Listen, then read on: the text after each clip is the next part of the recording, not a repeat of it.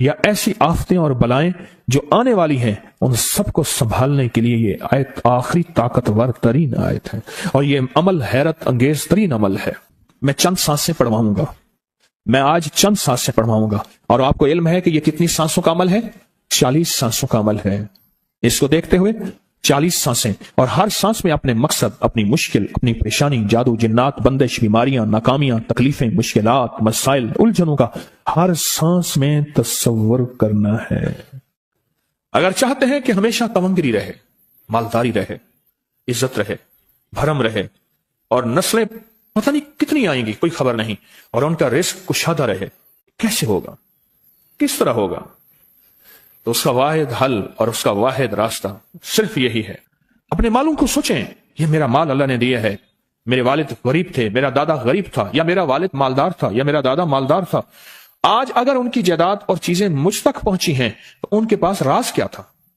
یہ ضروری ہے، میرا ایک اور پیغام بھی سن لیجیے گا، یہ ضروری ہے کہ اپنی نسلوں کو فقیر اور غریب اور منگتا چھوڑ کے نہیں جانا۔ جتنی استطاعت ہو ان کے لیے اتنا جائیداد، پراپرٹی، مال، کوئی رزق کو چھوٹا سا چھوڑ کے جانا ضروری ہے۔ اپنی نسلوں کو خالی چھوڑ کے نہ جانا۔ اگر وسائل ہیں، حلال کے راستے ہیں، اگر نہیں ہیں تو کوشش کرتے رہیں۔ اللہ کا مال اللہ کے ذمہ ہے، اللہ کا نظام اللہ کے ذمہ ہے۔ یہ آپ اگر اپنے پاس کچھ مال رکھتے ہیں، کچھ جائیداد رکھتے ہیں، سونے جواہرات رکھتے ہیں، یا کچھ چیزیں رکھتے ہیں، اگر آپ رزق حلال میں سنبھال کے رکھا ہوا ہے اور سال کے بعد ان کی زکات دیتے ہیں اور رکھتے ہیں تو یہ حرام نہیں ہے، اسباب کے موافق ہے اور توکل کے خلاف نہیں ہے۔ ایسا کرنے سے آپ گناہگار نہیں ہوں گے۔ ڈھاکہ میں ایک بازار ہے، اس کا نام خانم بازار ہے۔ خانم رئیس اعظم تھا، رئیس اعظم، پر اس نے زکات، عشر، ہدیات، صدقات کے لیے اپنا مال محفوظ نہ کر سکا، بہت رئیس تھا۔ اس کے بارے میں تھا کہ 40 دن تک اگر گھوڑی دن رات دوڑتی رہے، گھوڑا دوڑتا رہے تیز رفتار، اس کی جاگیر ختم نہیں ہوگی۔ 40 دن 40 راتیں، 40 دن 40 راتیں ختم نہیں ہوگی۔ باپ کے مرنے کے بعد بیٹی کو ایک چسکا پڑ گیا، وہ تھا کپڑے کے پھاڑنے کی آواز۔ کپڑا نا پھٹتا ہے تو اس کی ایک آواز ہوتی ہے، بس اس کو آواز اچھی لگتی تھی۔ تھانوں کے تھان آتے تھے، وہ سارا دن قیمتی بوسی کے، کرنڈی کے اور قیمتی کپڑے پھاڑتی تھی، اس کو ٹکڑے کر دیتی تھی، اس کا مشغلہ تھا۔ اور بیٹے کو مشغلہ یہ پڑ گیا، اس وقت نئی دیا سلائی آئی تھی، یہ ماچس کی ڈبیا، تیلیاں، وہ ماچس کی ڈبیاں اور تیلیاں جلاتا تھا، اس کا بارود کی بو اسے اچھی لگتی تھی۔ بارود ہوتے نا، وہ بارود لگا ہوا تھا، تو دو بارود آپس میں ٹکراتے ہیں، شعلہ نکلتا ہے، اس سے بو بھی نکلتی ہے، اس کو بو اچھی لگتی تھی۔ ایک وقت آیا کہ وہ خالی ہو گیا، اور خانم فارسی کا لفظ ہے اصل میں، وہ ایک اس گلی بازار کے چوراہے میں کھڑی ہوتی تھی ایک جگہ اور بھیک مانگتی تھی، اور اس کے نام پہ خود بازار کا نام خانم بازار پڑ گیا۔ میں جھنگ میں گیا، پرانی بات ہے، ہمارے ایک مخلص ہے ان کے ہاں، ایک چوک میں کھڑا تھا، تو وہ چوک سے ان کی گاڑی لینے آئی کہ آگے راستہ سمجھ نہیں آ رہا تھا، تو مجھے کہنے لگے آپ میری گاڑی میں بیٹھ جائیں۔ میں ان کی گاڑی میں بیٹھ گیا، مجھ سے کہنے لگے یہ جو چوک ہے نا، فلاں فلاں، میں نام نہیں لیتا، فلاں فلاں، اس کی اتنی جاگیر تھی کہ 3 دن 3 راتیں گھوڑی دوڑتی رہتی تھی، ختم نہیں ہوتی تھی۔ اور پھر ان کی نسلوں میں کوئی ایسا آیا اور خود اس کو کوئی ایسی چیز پڑ گئی کہ ایک وقت اسی چوک پہ کھڑے ہو کے بھیک مانگتا تھا۔ اور ایک دفعہ سخت سردی تھی، بھیک مانگ رہا تھا، سردی میں ٹھٹر گیا، اور ٹھٹر کے تو میں چھپ گئے، جیسے آج کل سردی ہے، رات کو وہیں مر کے پڑا تھا۔ صبح اٹھایا، کچھ لوگوں نے چندہ کر کے کفن دے کے دفن کر دیا۔ میرے حضور کا فرمان ہے، اپنے مالوں کو زکات کے ذریعے محفوظ کرو، محفوظ کر لو۔ اگر محفوظ نہ کیا، نسلوں میں فقر اور فقے، غربت، تنگ دستیاں، فقیری اور منگتا ہونا نسلوں کو دیکھے جائیں گے۔ پھر نسلیں کہیں گی پدرم سلطان بت، ہمارا باپ، ہمارا دادا بادشاہ تھا، جاگیردار تھا، مالدار تھا، ہمارے بڑے بتاتے ہیں زندگی بھر کے لیے فقر اور فاقہ، غربت اور تنگ دستی سے بچے رہیں گے۔ غیب سے اللہ کا نظام ایسا چلے گا، ایسا چلے گا، ایسا چلے گا، اللہ سارے بھوکے ہوں گے، سارے پیاسے ہوں گے، سارے فقیر ہوں گے، سارے منگتے ہوں گے، اللہ تجھے کھلائے گا بھی صحیح، پلائے گا بھی صحیح، سلائے گا بھی صحیح۔ عزت کے تکیے، عزت کے لقمے، عزت کے جام، عزت کے جام۔ مالک بن دینار رحمت اللہ علیہ کے پاس ایک بندہ ہدیہ لے کے آیا، اللہ کے ولی تھے، حضرت ہدیہ قبول فرمائے۔ آپ قبول فرما لیتے تھے، کسی کا نہیں کرتے تھے؟ میں نہیں لیتا، تیرا رزق حلال نہیں ہے، دیکھ کے فرما دی، تیرا رزق حلال نہیں، دیکھ کے فرمایا تیرا رزق حلال نہیں۔ انہیں حضور حلال ہے، فرمایا نہیں ہے۔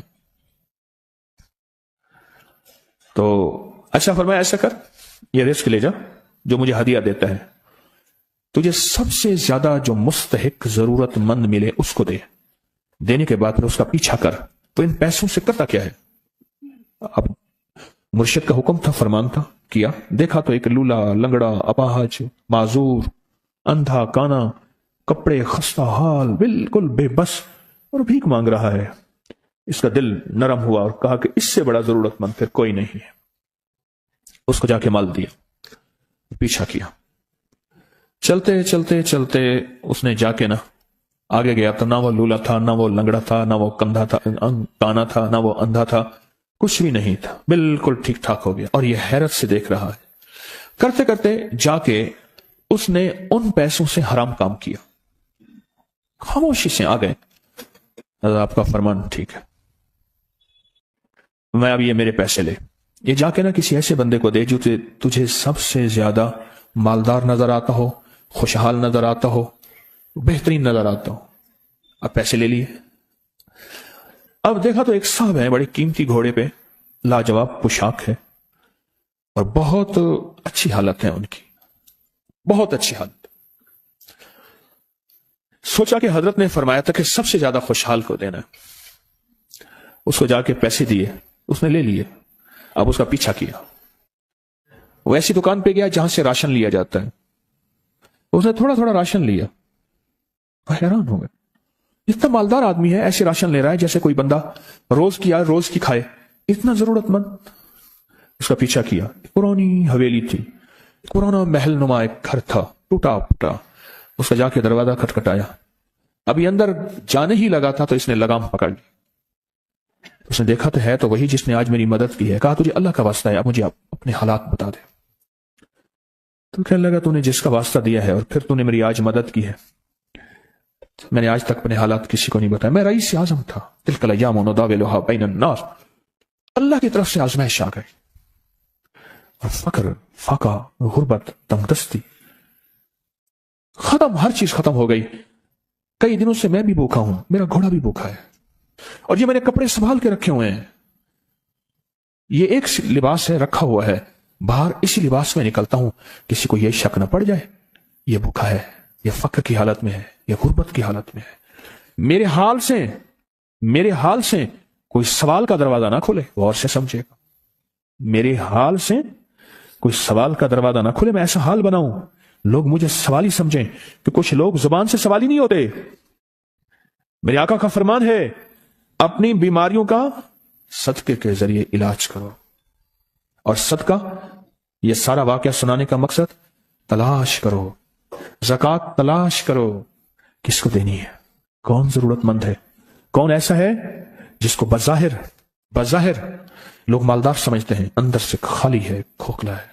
ہوا یہ، ایک خیر کے کام کے لیے پیسے جمع کرنے تھے، خیر کے کام کے لیے، اس وقت 24,000 تھا، بہت بڑی رقم تھی، 24,000 مجھے چاہیے تھا۔ تو کہنے لگے کہ میں نے سوچ کے کہاں سے لے آؤں، ہے نہیں، روز کماتا ہوں، بچوں ٹھیک ہیں، گھر پل رہا، دودھ لاتا ہوں، بیچتا ہوں، ایک نظام ہے میری، سردی گرمی بارش طوفان کی ترتیب چل رہی ہے، کہاں سے لاؤں؟ کہنے لگے خیال آیا یہ موٹر سائیکل نہ بیچ دوں۔ فوراً اٹھا، موٹر سائیکل لے گیا، غالباً مجھے بتایا کہ 28,000 کا یہ یاما موٹر سائیکل بکا، اور بیچنے کے بعد میں نے اٹھا کے سارے پیسے 24 ادھر دے دیے، باقی رکھ لیے، اب خالی ہو کے بیٹھ کے پھر مصلا بچھا کے اللہ سے مانگنا شروع کر دیا، اور مانگتے مانگتے عالم یہ ہوا کہ میں فقیر ہو گیا۔ اللہ نے مجھے 4 دن آزمایا۔ اس نے الفاظ جو استعمال کیے پنجابی کا لفظ، وہ اللہ نے 4 دن منو دب کے رکھا، ہاں، لاہور کی پنجابی اور فیصل آباد کی پنجابی میں بڑا فرق ہے. فیصل آباد کی پنجابی خالص سکھوں والی پنجابی ہے، لاہور کی پنجابی میں بڑا فرق ہے. دب کے رکھا، تھوڑا سا آزمائش آتی ہے، اللہ دیکھتا ہے کچا ہے یا پکا ہے. کہا بس اس کے بعد میں نے اللہ سے کہا، اللہ طارق بن زیاد نے ساری کشتیاں جلا دی تھیں، اور کہا کہو اب بتاؤ اپنی فوجوں کو کہاں بھاگو گے؟ ادھر بھی موت ہے ادھر بھی موت ہے، پھر لڑتے لڑتے مر جاؤ. پیچھے سمندر کی موت ٹھیک، اور آگے دشمن کی موت ہے. کشتیاں ساری آگ لگوا دی، آپ کرو، بولو کیا کرو گے؟ بولو کیا کرو؟ اللہ نے سارا نظام فتح دے دی، کامیابی دے دی. اور کہا پھر اللہ نے میرے لیے جو دروازے رزق کے کھولے ہیں، اب مجھے کوئی بھی چیز ضرورت ہوتی ہے میں گھر کی چیز بیچ دیتا ہوں، اور بیچ کے اللہ کے خزانوں میں دیتا ہوں بغیر سوال کے. اس کے الفاظ ہیں، کیا الفاظ ہیں؟ بغیر سوال کے اللہ مجھ پہ رزق کے دروازے کھول دیتا ہے، اللہ میری ضرورتیں پوری کر دیتا ہے، اللہ نے مجھے خوشحالی دی ہے. اور مجھے کہنے لگے سارے گر مجھے حاجی صاحب نے بتائے تھے، اللہ سے لینے کے سارے گر یہ مجھے حاجی صاحب نے بتائے تھے. تو آپ کو ایک لفظ کہہ رہا ہوں، جس کو بھی دیکھیں گے کہ اس کی نسل در نسل نسل در نسل رزق کے دروازے ہیں، تو وہ کھلیں گے صرف دینے کے نام پہ، سوال کے دروازے کھولنے کے نام پہ. سوال کے دروازے کھولنے کے نام پہ کبھی نہیں کھولیں گے، ورنہ رزق آج کل کے ماڈرن جوئے میں چلا جائے گا. آج کل کے ماڈرن جوئے آئے ہوئے ہیں. اپنے رزق کو میرے آقا کا فرمان ہے، اور بیماریوں کا علاج صدقوں سے کریں. اور صدقے سے مراد صرف بکرا نہیں، صدقے سے مراد صرف سریاں نہیں، صدقے سے مراد کالے مونگ نہیں، صدقے سے مراد تیل سوئیاں نہیں، صدقے سے مراد یہ میں مختلف آپ کو تک انداز بتا رہا ہوں. یہاں ایل او ایس ہے لاہور کے ساتھ، یہ پہلے نہیں بنا تھا، نالا تھا، نالے کے ادھر ایک سمن آباد کی طرف سڑک جا رہی ہے، پرانی بات ہے. وہاں کچھ بندے نے کتابیں لگائی ہوئی تھی، میں کتابیں دیکھ کے تو آ گیا. پھر دل میں آیا کہ یہ ضرورت مند ہے. ہمارے ایک مخلص ہیں، ہمارے دوست فیصل شمسی، میں نے ان کو بڑا نوٹ دیے. میں نے کہا جا کے نا اس کو کس طرح رکھ کے پھر چلا جاتا ہوں، کیونکہ مجھے لگتا ہے وہ خوددار آدمی نہیں لے گا. اور انہوں نے ایسا کیا. سوچیں کہ میرے مال اللہ نے دیا ہے، کیا میں اپنے مال کا صدقہ اگر نکال رہا ہوں تو وہ دے کہاں رہا ہوں؟ ضرورت مند کیا میں تلاش کر رہا ہوں؟ اور میں ضرورت مندوں میں سب سے پہلے وبذل القربا والیتاما والمساکین وابن السبیل، مسافر پردیسی چوتھے، پھر مسکین ہے، پردیسی ہے، مسافر ہے، یتیم ہے. ضرورت ہے اس چیز کی، اس کی ضرورت ہے. کیونکہ یہاں جتنے مانگنے والے ہیں ان کے بارے میں صرف ایک لفظ کہوں گا، یہ لفظ آپ پکا رکھ لیں، یہ سب خواہشات کے مانگنے والے ہیں، ضروریات والے نہیں ہیں.